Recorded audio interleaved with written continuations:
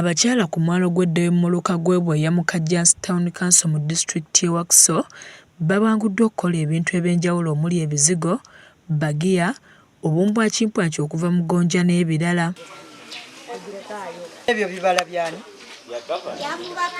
Ate buli omu agenda n'akazigo. Omusomo guno gwateekeddwa ssentebe wa disitulikiti y'e Wakiso Dr. Matiya Rwangabwanika ng'emu ku ngeri y'okubadduukirira oluvannyuma lw'okulekeraawo okwenyigira mu by'obuvubi olwa gavumenti okuteeka amagye ku nnyanja. Nakuya Elizabeth Kansala omukyala owa Kajjansi Town Council agamba n'enteekateeka za gavumenti zeeteekawo okubaganyulwa ziganyulwa balondemu olwo abalala ne basigala kuziwulira buwulizi. Okusoomozebwa kutusinze okufuna ffe ababeera kumpi n'ennyanja nti abasinga twali tukolera ku myalo tetukyasobola kukolerayo olw'ensonga nti amagye gazinze ku nnyanja, ebyennyanja tebikyalabika, emirimu gyonoonekedde ddala, gifiiridde ddala. Rwangabwanika nkusiimidde ddala ssebo, weebale nnyo weebalire ddala olw'ebintu by'otuleetedde, emisomo egy'enjawulo.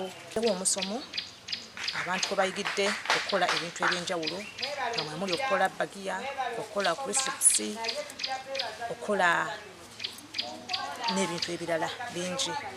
Omukugu akuliddemu okutendeka abakyala bano Ssempala Margaret agamba nti ebibatendekeddwa singa babissaako essira bisobola okubabbulula ne bafuna ezibabeezaawo. Omukyala asobola okutandika bulungi nnyo ne bagiya, asobola okutandika bulungi nnyo ne donati, asobola okutandika bulungi nnyo n'emboga n'eŋŋano gy'alina nga bimweto. Kapito mutono nnyo bw'agaziwa ossaako n'ebirala ku bagiya n'ogattako amenvu, ku menvu n'okolamu onoosogolamu omubisi oba n'okolamu kabalagala.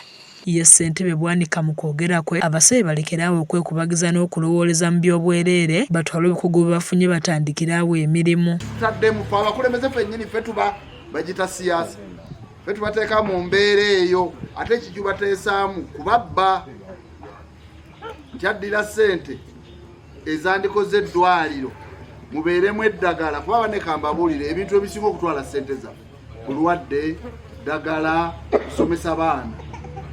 Singa bibeerawo nga bya mutindo omuntu ne bw'ofuna ettaano z'osevinga ki?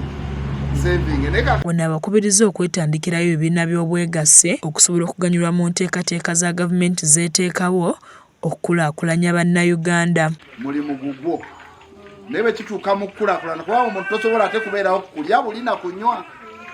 Oba omaze okufuna ebikuyimirizaawo ng'omuntu ate oteeka okufuna n'ebikujja mu mbeera gy'olimu ogende mu ki? Mu ndala. Kakati enkola ya Nansi wa Mukanga ekizibu gisinziiramu n'okola ki? Ate naffe tulinayo emikwano gyaffe gitwesiga egisobola otuyambako mu kulaakulanya abantu.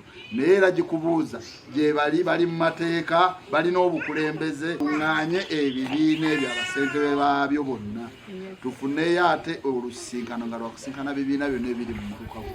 Kizza Peter yakusakidde emboozi eno ku lwa KSTV agaleero.